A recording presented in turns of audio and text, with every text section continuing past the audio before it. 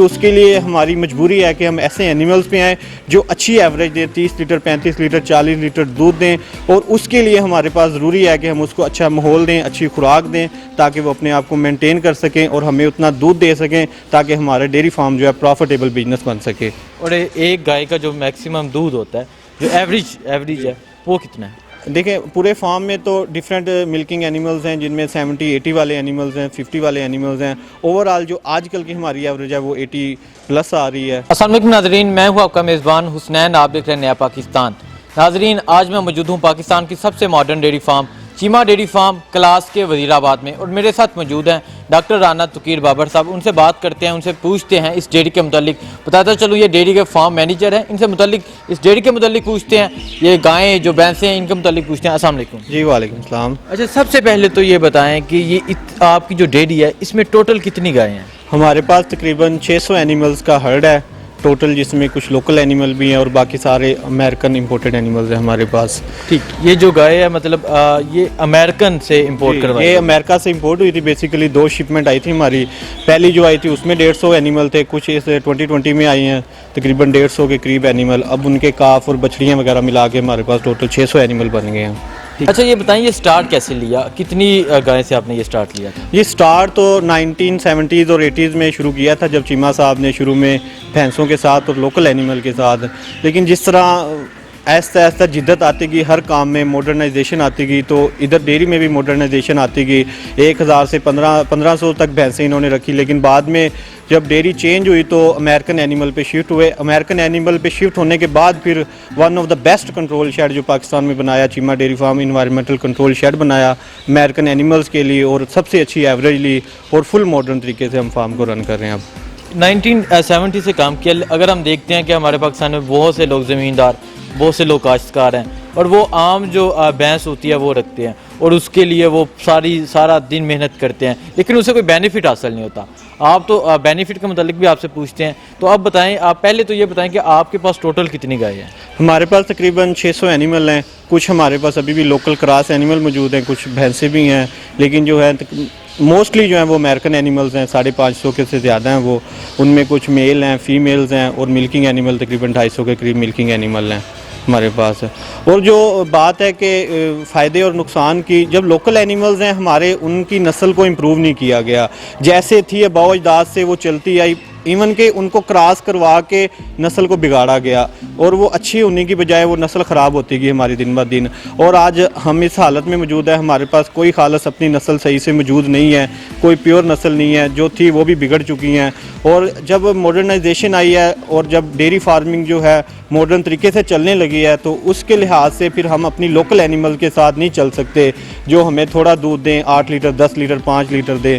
फिर उसके लिए हमारी मजबूरी है कि हम ऐसे एनिमल्स पे आएँ जो अच्छी एवरेज दें, 30 लीटर 35 लीटर 40 लीटर दूध दें, और उसके लिए हमारे पास ज़रूरी है कि हम उसको अच्छा माहौल दें, अच्छी खुराक दें, ताकि वो अपने आप को मेंटेन कर सकें और हमें उतना दूध दे सकें ताकि हमारा डेयरी फार्म जो है प्रॉफिटेबल बिजनेस बन सके। ठीक है, जब आप एक गाय को इंपोर्ट करवाते हैं तो एक गाय का क्या खर्चा होता है, कि एक गाय कितने में आपको पड़ जाती है? तकरीबन जो लास्ट टाइम इंपोर्ट हुई थी 5 लाख प्लस में हुई थी, लेकिन अब चूँकि कोविड-19 की वजह से कुछ रेट्स आया कि सुनने में कि नीचे आ गए हैं। अब उम्मीद है कि थोड़े से रेट नीचे आएंगे, 4 साढ़े 4 तक ये जाएगी, $2,500-3,000 तक इसका रेट तकरीबन जाएगा अब। ठीक है। अच्छा, आप एक गाय इंपोर्ट करवाते हैं तो इसके साथ ये भी बताते चलें कि ये अमेरिकन नस्ल या अमेरिका से ही आती है? ये अमेरिकन नस्ल है और अमेरिका से ही इंपोर्ट हुई है सच। उधर से प्रेग्नेंट हिफज आई हैं, उन्होंने आके इधर बच्चे दिए, ये प्रेग्नेंट भी उधर से हुई हैं, उन्हीं की नस्ल है। और मैं आपको ये बता दूं, ये अमेरिका की भी अपनी नस्ल नहीं है, उन्होंने भी डिफरेंट कंट्री से, हॉलैंड वगैरह से उठाई थी, इंपोर्ट की थी, और उन्होंने उस पर काम किया, और अब ये उनकी अपनी एक नस्ल बन चुकी है जो कि बहुत ही शानदार होस्टियन फ्रीजियन, अमेरिकन होस्टियन फ्रीजियन है। साथ साथ पाकिस्तान की जो मुख्तलिफ डेयरीज है वहाँ ऑस्ट्रेलियन गाय भी होती हैं, क्या आपके पास भी हैं वो? नहीं, हमारे पास सिर्फ अमेरिकन एनिमल्स हैं और हमारे पास ऑस्ट्रेलियन नहीं है। सबसे अच्छी जो ब्रीड है वो अमेरिकन है, और अमेरिकन से ही मॉडर्न डेयरी शुरू की और इसी पे अभी तक अल्हम्दुलिल्लाह अमेरिकन पे ही काम कर रहे हैं हम सारा। ठीक है, इनके बच्चे कितने हैं? हमारे पास तकरीबन अब 80 काफ मौजूद है हमारे पास, जो अब वाली जो हमारे पास काविंग हुई है। इसके अलावा 150 हमारे पास हीफर्स पहले से मौजूद हैं। कुछ टोटल मिला के हमारे पास 560 और 600 एनिमल्स बन जाते हैं लोकल के साथ मिला के हमारे पास। ठीक है। अच्छा, यहाँ देखने में आया है कि आपकी स्पेशल हर जहाँ गाय है उनके लिए एक टीम मौजूद है, डॉक्टर्स मौजूद हैं, उनकी केयर करने के लिए मौजूद हैं। तो ये बताएं कि ये टोटल आपकी जो टीम है ये कितने लोगों में मुश्तमिल है? हमारे पास तो तकरीबन एक वेट की टीम अलग से है जो हमारी मैनेजमेंट में आती है, ट्रीटमेंट में आती है। उसमें हमारे पास 3 DVM डॉक्टर्स हैं, इसके अलावा 2 VA और एक AIT है हमारे पास। और जो लेबर की है उसमें रात की लेबर अलग से है, मिल्किंग वाली अलग से है। तकरीबन 20 से 21 एनिमल हमारे पास 20 से 21 जो बंदे हैं लेबर के वो हमारे पास मौजूद हैं तकरीबन 600 एनिमल्स के लिए, जिसमें हर चीज़ इवन के रात की चौकीदारी से लेके दिन के सारे काम, हर एक रूटीन में जो भी काम है वो इन्हीं बंदों से लिया जाता है। ठीक है, एक गाय की ब्रीड कितनी हो जाती है? कितनी दफ़ा एक गाय ब्रीड कर सकती है? जो यूरोपियन सिस्टम है उसमें तो कहते हैं कि 2 से 3 दफ़ा एनिमल से बच्चा लेने के बाद उसे आप बेच दें, वो आपको नुकसान में जाती है। हमारा एक गरीब मुल्क है, हम इतना अफोर्ड नहीं कर सकते कि एक नया जानवर पालें, और हमारे लिए वो जो 3-4 बच्चे दे चुका है वो भी एक बहुत अच्छा जानवर होता है जो कि अच्छा दूध देता है। यूरोपियन स्टैंडर्ड बहुत हाई है। अमेरिका की अपने पूरे मुल्क की एवरेज जो है वो 30+ है, और हमारे पूरे मुल्क की एवरेज तकरीबन 4-5 लीटर होगी, जो कि बहुत ही लो लेवल की एवरेज है। इसलिए उनके पास जो 20-25 लीटर वाला एनिमल है उनके लिए एक फजूल चीज़ है, जो कि हमारे लिए एक बहुत ही अच्छी चीज़ है 20-25-30 लीटर वाला जानवर। ठीक है। अच्छा, आप बताएं कि एक गाय की मैक्सिमम एज क्या होती है?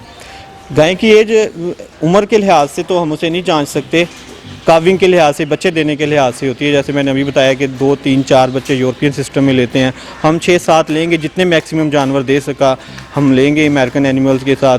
जब तक जानवर देता रहा, स्टेबल रहा, अपने आप को अच्छी हेल्थ में रहा, इंशाल्लाह हम लेते रहेंगे उनसे। अच्छा, ये बताएं एक गाय की मिल्किंग एवरेज क्या होती है? एक गाय मैक्सिमम कितना दूध दे देती है? हमारे पास मुख्तलिफ ग्रुप्स हैं जिसमें हाई प्रोड्यूसिंग, मीडियम प्रोड्यूसिंग, लो प्रोड्यूसिंग एनिमल्स हैं, जिसमें 50, 60, 70 वाले एनिमल्स हैं, 50 वाले एनिमल्स हैं, 30 वाले एनिमल्स हैं। ओवरऑल जो हमारे एनिमल एवरेज जो है, पूरे हर्ड की एवरेज जो है वो 28+ है, जो आजकल चल रही है 28+ चल रही है हमारी। आजकल ये चल रही है। वैसे मैक्सिमम अगर सर्दियाँ हो या गर्मियाँ, शदीद गर्मी हो तो तब जी अभी जब ग्रीन फॉडर अच्छा चारा शुरू होगा हमारा तो ये एवरेज प्लस करेगी, इंशाल्लाह 30+ पे जाएगी।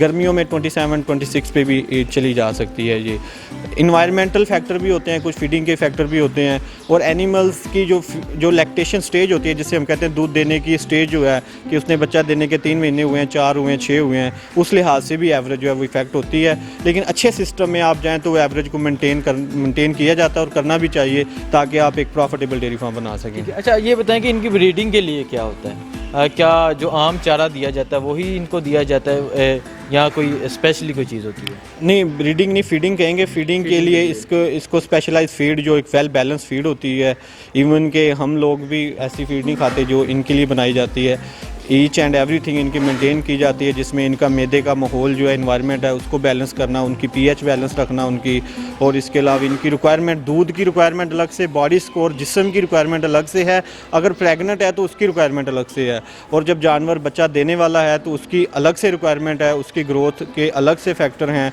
बच्चा दे तो वो टोटली चेंज हो जाती है, उसके बाद उसकी ज़रूरियात जो है वो जानवर की अलग हो जाती है।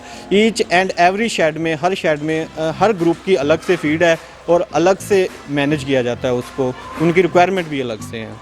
अच्छा, ये देखने में आया कि यहाँ जो आपकी पास गाय है उनकी हाइट बहुत ज़्यादा है जी। एक ही जो सेलियन जो यहाँ अमेरिकन जो गाय है उसकी मैक्सिमम हाइट क्या होती है? मैक्सिमम हाइट ये 170-180 इंच तक जा सकती है, और हमारे पास ऐसी हैं भी, लेकिन ये पहले जानवर थे, लेकिन अब अमेरिकन इस पे वर्क कर रहे हैं कि हमारे एनिमल्स की हाइट थोड़ी रहे, जानवर छोटा रहे, थोड़ा खाए, और दूध की जो कैपेसिटी है वो उतनी ही रहे जितनी बड़े जानवर की थी। इस पे वर्किंग चल रही है, तो आ भी चुका है हमारे पास सीमन ऐसे आने लग गए हैं जिसमें कि उनकी कोशिश है कि छोटे जानवर आएँ जिनका दूध जो है वो उतना ही रहे, लेकिन जो खुराक खानी है उसने वो थोड़ी खाए बड़े जानवर की निस्बत। ये बताएं इनकी केयर के लिए क्या आपने इंतजाम किए हुए हैं? इनकी केयर के डिफरेंट फैक्टर्स हैं, ताकि जिसमें इनका बेसिकली खुराक का, जैसे अभी मैंने बताया है, इन्वायरमेंट के लिहाज से हैं, जो कि हमारा शेड बड़ा मशहूर है इसी वजह से कि हमने इन्वायरमेंटल कंट्रोल बनाया है।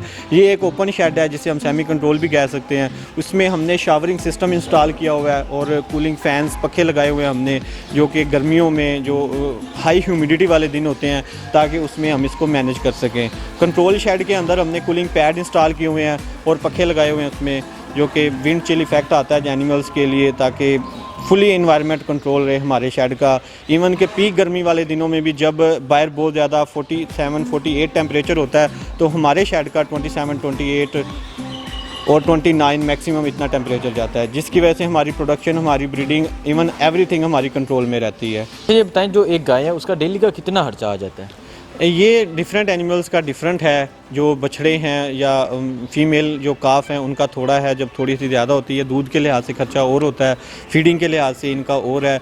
जो मिल्किंग एनिमल है उनका तकरीबन 48-50%, 52-3 तक तकरीबन इनकी फीडिंग कॉस्ट चली जाती है मिल्किंग एनिमल्स की, उसमें फीडिंग कॉस्ट है। इसके अलावा इसकी जनरल मैनेजमेंट और इलेक्ट्रिसिटी, मेडिसन और जो हमारी सैलरीज़ वगैरह हैं उसके लिए तकरीबन 75% तक जो एक्सपेंस है एक मिल्किंग एनिमल पे आ जाते हैं। बाकी उसकी जो है वो हमें आम तौर पे कह लेंगे बचत हो जाती है 25% एक एनिमल से। ठीक है, जो एक बछड़ा होता है, छोटा बछड़ा, वो आफ्टर बर्थ माँ तक कितने अरसे तक जाता है और उस पर कितना खर्चा आता है? हाँ, ये जो एक हमारे पास फीमेल काफ जो पैदा होती है तकरीबन कोई 13-14 महीने में हम उसे मेच्योर होके वो प्रेग्नेंट हो जाती है, और उसके 9 माह बाद के बाद तकरीबन 20-21 माह में तकरीबन वो बच्चा दे देती हैं। मोस्टली एनिमल्स 21-22 माह में कितना आ जाता है? तकरीबन हमारे पास ये जो आजकल क्योंकि रेट हर चीज़ के अप हुए हैं, तकरीबन 1.25 से 2 लाख में तकरीबन एक जो हीफर है हमारी तैयार हो जाती है। ठीक है। अच्छा, अगर आप अमेरिका से मंगवाएं तो तकरीबन 5 लाख प्लस में होता है। अगर आप यहाँ ही उसकी बर्थ हो तो वो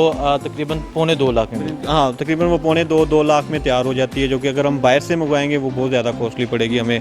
5 लाख के लगभग वो 5 लाख में हमें इम्पोर्ट होगी बाहर से। ठीक है, तकरीबन एक मंथ में कितने बच्चे हो जाते हैं, कितने बच्चे पैदा हो जाते हैं? ये मंथ वाइज नहीं होता, काविंग सीज़न होता है हमारा। जैसे अभी सितंबर में हमारा काविंग सीज़न शुरू हुआ था, कोई 80-90 एनिमल्स ने काविंग कर दी है, तो आगे जाके जनवरी के बाद हमारी कोई काविंग ब्रेक आ जाएगी इंशाल्लाह। तब तक हम ब्रीडिंग कवर करेंगे अपनी, फिर अगले साल से इसी तरह रूटीन वाइज हमारी काविंग चलती रहेंगी। किसी महीने में ज़्यादा आ जाते हैं 30-30, 40-40 को, बाज़ महीने ऐसे होते हैं 2-4 बच्चे आते हैं उसमें, इस लिहाज से ये काविंग एडजस्ट होती हैं, उस तरह ये काविंग आती रहती हैं। तो इनकी जो डेथ एवरेज है जो बच्चों की, तो वो क्या है? ये सीजनल ज़्यादा होती हैं मोस्टली, जैसे गर्मियों में थोड़ी सी मोर्टेलिटीज़ बढ़ जाती हैं, और आजकल क्योंकि अच्छा इन्वायरमेंट है, बहुत ही फिजिबल है अल्हम्दुलिल्लाह, 1.5-2 माह से बिल्कुल ही कंट्रोल है, कोई मोर्टेलिटी नहीं हुई शेड में भी और काफ के अंदर भी।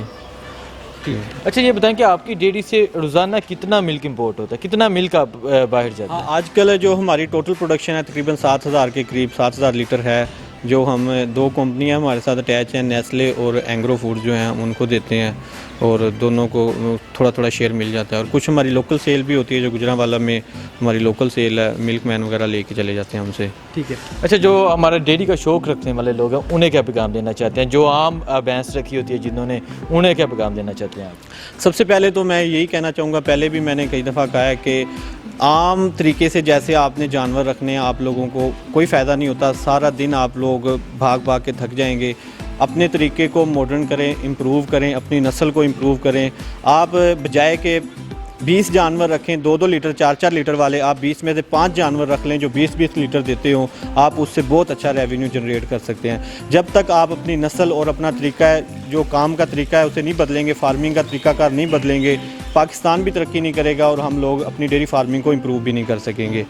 ठीक है। अच्छा, लास्ट में बताते चलो, यहाँ देखने में है कि आप एक और आगे डेयरी बना रहे हैं, तो क्या लगता है कि डेयरी काफ़ी इंप्रूव हो रही है कि आप सेकंड स्टेप की तरफ? जी अल्हम्दुलिल्लाह। अब पहले था हमारा 150 एनिमल से शुरू हुआ था अमेरिकन के साथ, और हम अब 600 पे पहुँच गए इंशाल्लाह। फ्यूचर में हमारा प्लान था इस साल 1000 को क्रॉस करने का, कुछ कोविड-19 की वजह से कुछ इश्यूज़ बने जिसकी वजह से हम 1000 पे नहीं पहुंच सके। इंशाल्लाह नेक्स्ट ईयर हम इंशाल्लाह 1000 प्लस हो जाएंगे, और इन फ्यूचर हर साल हमारे शेड बनते रहेंगे, फ्यूचर एक्सटेंशन चलती रहेगी साथ साथ इंशाल्लाह।